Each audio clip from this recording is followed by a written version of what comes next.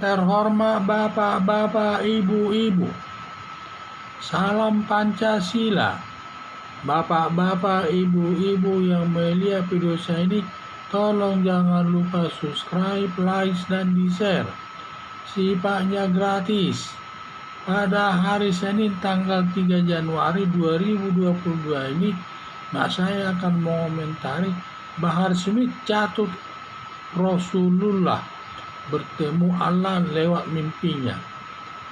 Bahar Smith mencatut Rasulullah lewat mimpinya bertemu Allah, katanya.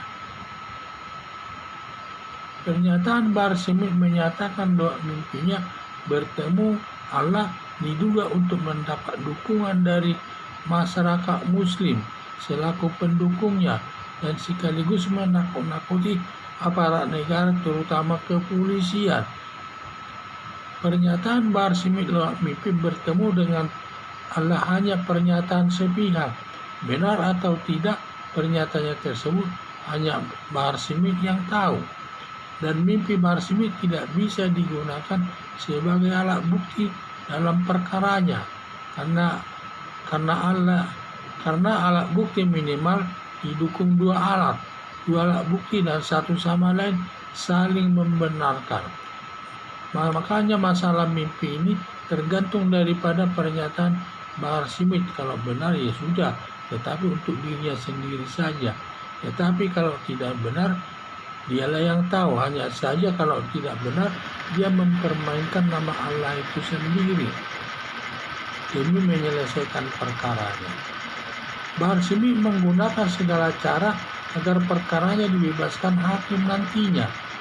Warga masyarakat mendesak aparat kepolisian segera menyelesaikan perkara Bahar Smith yang menimbulkan kegaduhan di tengah-tengah masyarakat. Pernyataan Bahar Smith diduga untuk dapat menggerakkan pendukungnya menentang aparat negara atau digunakan alasan membebaskan perkaranya dengan cara menakut-nakuti aparat kepolisian agar tidak menyelesaikan perkaranya.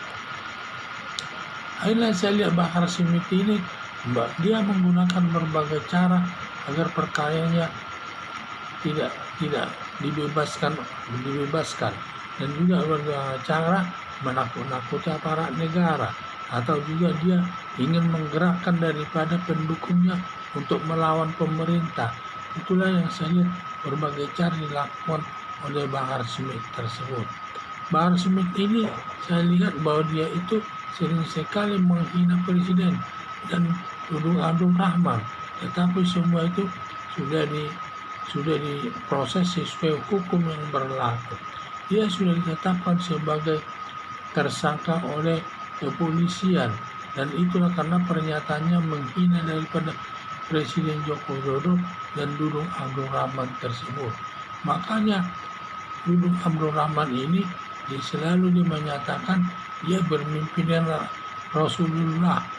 Lewat mimpinya katanya bertemu dengan Allah. Jadi bertemu dengan Allah ini memang bisa benar, bisa atau tidak. Mengetahui dia benar atau tidak hanya dirinya sendiri. Apakah dia berbohong atau tidak, hanya dialah yang tahu. Hanya saja kalau dia berbohong, sama saja dia mempermainkan nama Allah itu sendiri. Dan juga mimpinya tersebut tidak bisa digunakan sebagai alat bukti. Karena kalau alat bukti minimal didukung oleh dua alat bukti atau dua saksi dan satu sama lain saling mendukung keterangan tersebut. Baru yang dinamakan minimal dua alat bukti, dan nanti baru dapat dijatuhkan hukuman. Kalau dia hanya menyatakan lewat mimpi, itu tidak bisa digunakan sebagai alat bukti. Karena saya lihat tujuannya menyatakan dia bermimpi mencari nama Rasulullah yang bermimpi katanya bertemu dengan Allah. Mungkin dugaan saya itu ditujukan untuk menyelesaikan perkaranya, satu untuk menggerakkan umat muslim selaku pendukungnya untuk menentang pemerintah yang sah. Di samping itu juga dia ingin menakut-nakuti aparat kepolisian, seakan-akan aparat kepolisian nanti tidak akan menyelesaikan perkaranya. Di pernyataan Bahar Smith ini juga untuk dapat menggerakkan pendukung aparat negara, yang digunakan juga alasan membebaskan perkaranya dengan cara menakut-nakuti aparat kepolisian agar tidak menyelesaikan perkaranya. Tapi semua itu tidak bisa dibenarkan, karena kalau kita menangani perkara harus didukung dua alat bukti, dan satu sama lain alat bukti itu harus saling mendukung. Kalau tidak ada hubungannya tidak bisa, harus ada hubungannya satu sama lain tersebut, baru perkara tersebut terbukti. Kalau nanti sudah selesai pemberkasan tersebut, agar polisi segera menyelesaikannya dan meneruskannya nanti kepada jaksa penuntut umum.